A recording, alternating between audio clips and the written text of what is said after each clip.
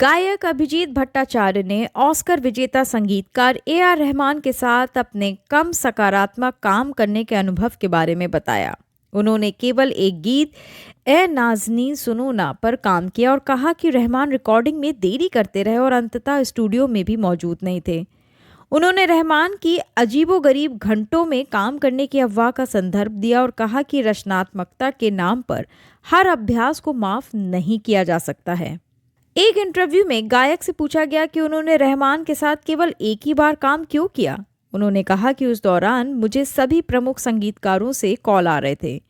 Anu Malik line पर होते थे और फिर आनंद मिलन कॉल करते थे, फिर जतिन ललित कॉल करते थे। मैं हर समय डबिंग में व्यस्त रहता था।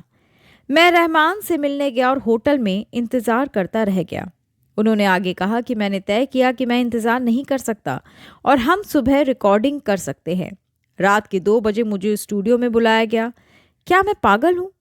मैंने कहा कि मैं सो रहा था। मैं सुबह गया लेकिन वो वहाँ नहीं थे। उन्हें नियमित समय पर काम करने की आदत नहीं है। मैं व्यवस्थित तरीके से काम करने का आदी हूँ। अब रचनात्मकता के नाम पर अगर आप कह सकते हैं कि आप सुबह 3:33 बजे रिकॉर्डिंग करेंगे तो मुझे ये बातें समझ में नहीं आती। अभिजीत ने बताया कि उस दिन रहमान का एक सहायक स्टूडियो में था और वो ही प्रभारी था। मेरे कमरे में एयर कंडीशनिंग की वजह से मुझे सर्दी लग गई थी, लेकिन उसने जोर देकर कहा कि मैं गाऊं।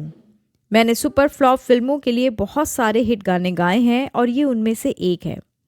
किसी ने फिल्म नहीं देखी, ये गाना रहमान का है।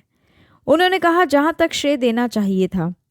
मैं रहमान के बारे में पूछता रहा लेकिन मुझे कोई ठोस जवाब नहीं मिला। इन चीज़ों को करने से कोई कलाकार बड़ा या छोटा नहीं हो जाता। मुझे बताया गया कि मुझे उनका इंतज़ार करना चाहिए था और बाद में चले जाना चाहिए था, लेकिन मैंने उनसे कहा कि मेरे पास पहले से ही काम है। अभिजीत ने फिल्म रंगीला में लगभग प्लेबैक करने के बारे में भी बात की और कहा कि ये पहली बार था जब उन्होंने रहमान को नियमित घंटों में काम करते देखा। लहरे रेट्रो के साथ एक पुराने इंटरव्यू में उन्होंने रहमान के साथ काम करने की प्रक्रिया को अनम्यूजिकल बताया था। उन्होंने मुझे ये कहते हुए बुलाया कि गाना बदल दिया गया है और चूंकि उदित पहले ही किरदार के लिए गा चुके हैं इसलिए आपके स्वरों का इस्तेमाल अलग तरीके से किया जाएगा। मुझे एहसास हुआ कि ये संगीत के लिए जगह नहीं है, ये सिर्फ पैच रिकॉर्डिंग कर रहे थे।